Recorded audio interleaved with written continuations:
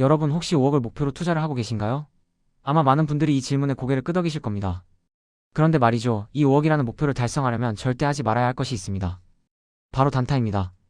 단타 매매는 5억 만들기에 왜 독이 될까요? 오늘은 그 이유에 대해 함께 깊이 있게 파헤쳐보고 여러분의 투자 여정에 든든한 나침반이 되어드릴게요. 함께 가시죠.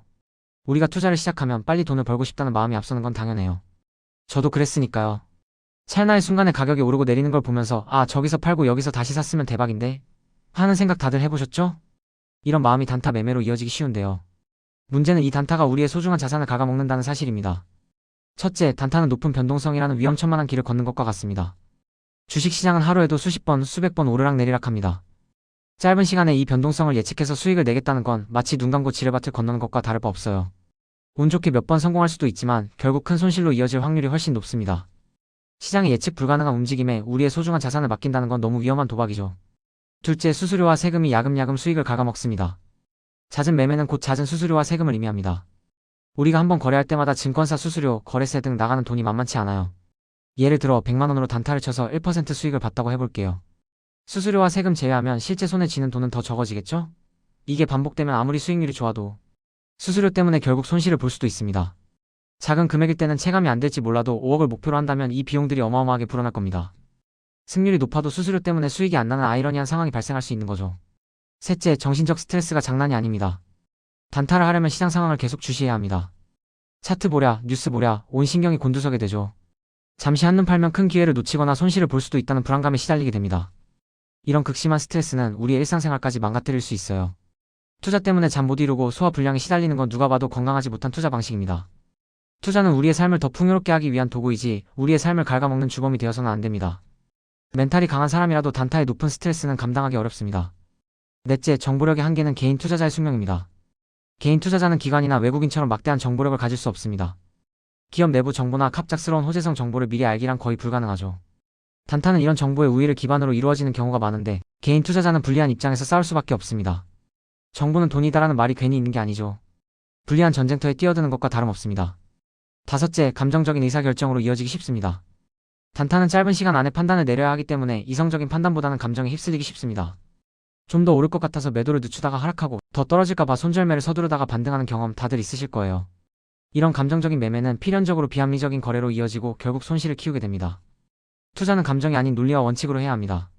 하지만 단타는 그럴 여지를 주지 않죠. 여섯째, 손실 복구가 상상 이상으로 어렵습니다. 급등주를 쫓아가다가 갑자기 급락이라도 하면 큰 손실을 보게 됩니다. 5억을 목표로 하는데 한 번의 단타.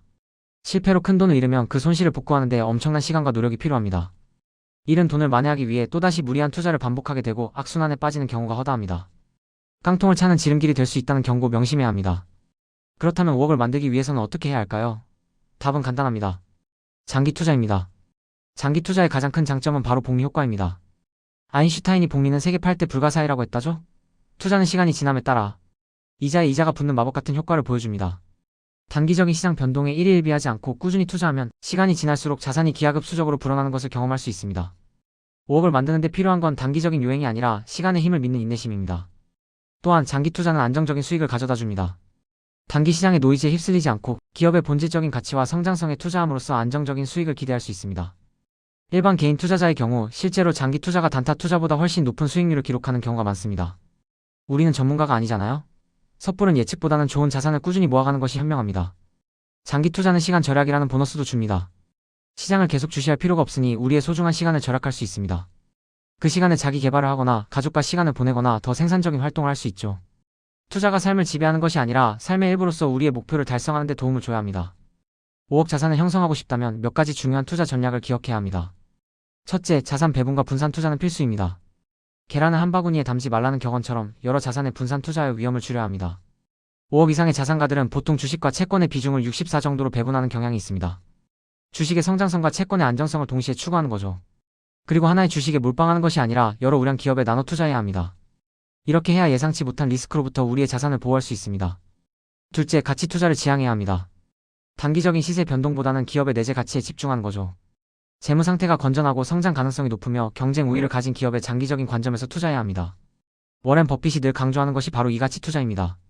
그가 단타로 부자가 된 게 아니라는 걸 기억하세요. 셋째, 포트폴리오 재설정을 통해 유연하게 대처해야 합니다. 우리의 삶이 변하듯 시장 상황도 계속 변합니다. 정기적으로 우리의 투자 목표와 시장 상황을 점검하고 필요하다면 포트폴리오를 조정해야 합니다. 예를 들어 전세금 상승 같은 예상치 못한 상황이 발생했을 때 안정적인 자산을 매도하여 현금을 확보하거나 다른 자산으로 갈아타는 유연함이 필요합니다. 늘 현금을 확보해두는 것도 중요합니다. 투자 기회는 언제든 찾아올 수 있으니까요. 넷째, 지속적인 학습과 위험 관리는 투자의 기본 중의 기본입니다.